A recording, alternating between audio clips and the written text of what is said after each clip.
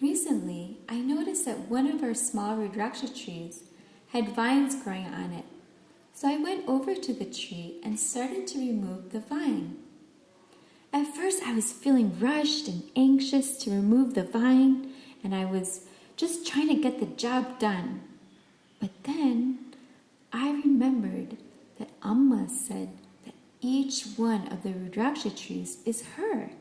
I slowed down and began to carefully remove each vine so as not to damage any of the Rudraksha leaves in the process.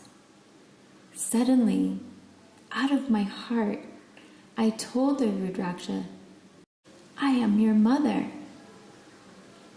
And the tree responded back in my heart that she is my mother. And I was very surprised and said, "No, I am your mother." And again the tree answered in my heart saying, "I am your mother."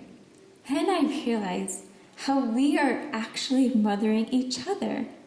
And the tree then whispered, "I will always give you rain." And in that moment, a soft, gentle rain began to fall, and tears also fell from my eyes.